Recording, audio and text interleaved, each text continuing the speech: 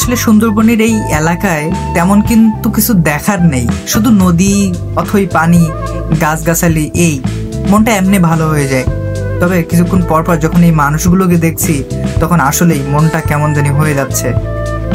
আসলে তখন মনটা বলছে যে আসলেই অনেক ভালো আছি, নিজের জায়গা থেকে অনেক সুখে আছি। তাদের যে যুদ্ধ পানির সাথে, বনের সাথে, মানুষের দৈনন্দিন জীবনকে টিকিয়ে রাখার জন্য এত যুদ্ধ করতে হয়, তা সচক্ষে দেখতে পাবেন এই সুন্দরবনের মানুষদের এই পানির সাথে নিজেদের রুটি রুজির লড়াই দেখলে।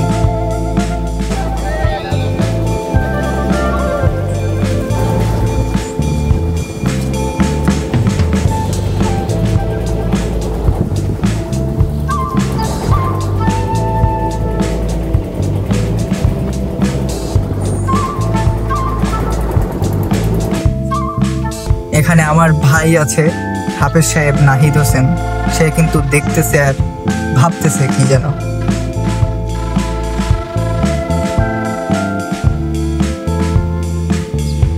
এরকম ছোট ছোট বনের ভিতরে কিন্তু নদী চলে গিয়েছে, এই ভিতর দিয়ে গেলেই কিন্তু আসলে বনের প্রকৃত দৃশ্যটা দেখা যায়। তো এখন পানির জন্য যাওয়াও মুশকিল হবে এবং আমাদের যাওয়া ঠিক হবে না, যার জন্যে আমরা যাইনি। এবং পানি অনেক, গেলেও খুব একটা কিছু দেখা যাবে না, শুধু এরকম গাছ ডুবে আছে এটাই দেখা যাবে। এই জন্য আমরা নদীর বড় যে নদীটা আছে এই নদী দিয়ে ঘুরে ঘুরে দেখতেছি।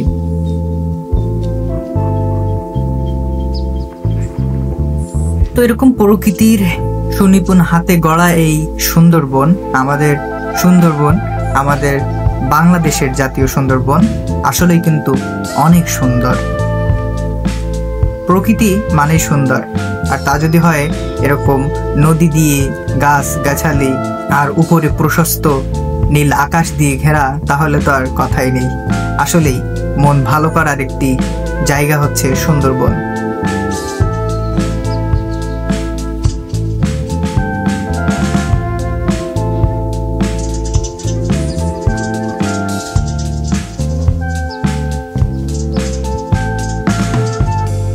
দেখো, তোমাদেরকে শুরুতে যে বলছিলাম যে সুন্দরবনে আসলে কিন্তু তোমাদেরকে প্রথমে একটা ট্রলার কিংবা বোট ভাড়া করতে হবে। এই দেখো, এই সেই স্পিড বোটগুলা কিন্তু, আর আমরা তো আছি ট্রলারে। এই স্পিড বোটগুলায় তোমরা যদি উঠো, ভাড়া করো, তাহলে অল্প সময়ের ভিতরে অনেক জায়গা ঘুরে দেখতে পারবে। তবে এটার কস্ট কিন্তু একটু বেশি পড়ে যাবে, এটা যেহেতু দ্রুত চলবে এবং একটা অন্যরকম ফিল দিবে, বুঝতে পারতেছো, এই জন্য একটা বেশি খরচ হবে। সবচেয়ে মজার বিষয়, যখন ট্রলারের পাশ দিয়ে এরকম স্পিড বোটগুলো যায় তখন ওটার একটা ঢেউ কত দূর চলে আসে, এবং নৌকাতে বসে বা ট্রলারে বসে থাকলে খুব সুন্দর একটা দোল দেয়, এই দোলটা অনেক ভালো লাগে। যারা এই ট্রলারে উঠবা এবং পাড়ি যখন এগুলা যাবে, স্পিড বোটগুলো যাবে, তখন বুঝতে পারবা। আমার দুই মামা কিন্তু সামনে বসে আছে, ওরা কিন্তু মজা পাইছে। মানে যখন দোলটা দেয়, অনেক সময় এই দোলটা দেয় 2-3 বার দেয়। তবে এখানে কোনো বাচ্চাদের বসাই দিও না, তাহলে কিন্তু পড়ে টুটে যেতে পারে এবং দুর্ঘটনা ঘটতে পারে। এখানে আমার আরেকটা ভাইও গিয়ে একটু মজা নেওয়ার চেষ্টা করলো। দোলের মজা পেতে কিন্তু পিছন থেকে আমার কিউট বোন ফাতেমা ছুটে আসলো।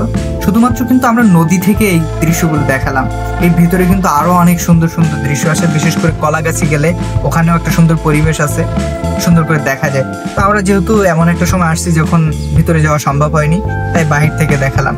সবাই ভালো থাকবেন, সুস্থ থাকবেন, দোয়া করবেন আমার জন্য, আমার পরিবারের জন্য। আমরা যেন এরকম সুন্দর সময় সবাই মিলে মিশে কাটাতে পারি। সবাই ভালো থাকেন, নতুন কোনো দৃশ্যে আবার দেখা হবে আপনাদের সাথে।